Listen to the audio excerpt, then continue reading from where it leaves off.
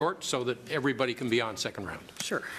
Minister, you've stated that you want to continue discussing this matter with the provinces, and you've referenced, as you did again today, the federal provincial territorial meeting that you've had last fall with the Canadian provinces and territories. But that meeting happens every single year. There's nothing new about that, and the two-day agendas that they have at those meetings do contain many different topics.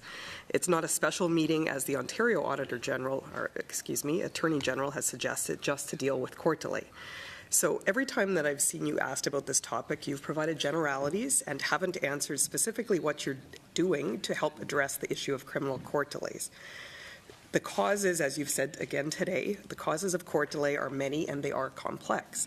But filling judicial vacancies is something solely within the purview of the federal government for superior court vacancies, and you can act on this right now. You don't need to study it, you just need to act. Can you please tell us specifically what you will do in the next 6 months to address this criminal court delay crisis? Well, thank you for the questions, and Senator, I recognize that the federal provincial territorial meetings happen once a year. That's not to say that there isn't an incredible amount of work that's taking place between the annual meetings. Between and among officials, and certainly between and among myself and my counterparts. I have had conversations with Mr. Naqvi from Ontario. I think that there is great and I've also had conversations with other attorneys general, great merit in having a Jordan-specific discussion with my counterparts. We certainly have been having those offline, but I am very open to that idea, and hope that that can be arranged in the near future from my part. In terms of specifics as to what we're doing with respect to delays, again, I am very proud of the judicial appointment process that we've instituted, and I will be making further appointments to the Superior Court, so I look forward to making those announcements in the near future.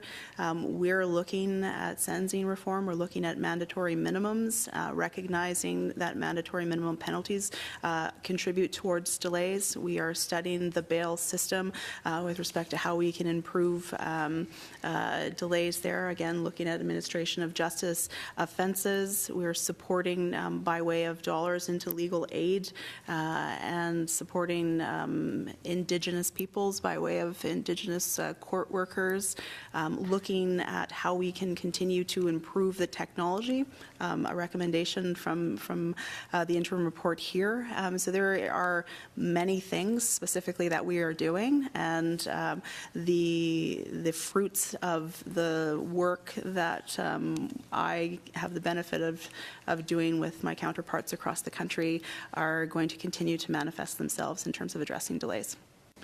So you referred to our interim report that we released in the summertime. You've now had about 6 months or so to address that. You look at many of the significant recommendations that we made. You referred to them in your opening statement. Specifically on those recommendations, other than the judicial appointments recommendation, what have you done already in the last 6 months since you've had the report, and what in the next 6 months on those recommendations will you be doing? Well, I mean, to reiterate what I just said in terms of what we've been doing, I will say that we've been working very hard and actively since we came into government some 16 months ago. There were substantive delays when we came in, and one of the reasons why the Prime Minister asked me to do a comprehensive review of the criminal justice system is because when we came in, there are substantive challenges that exist.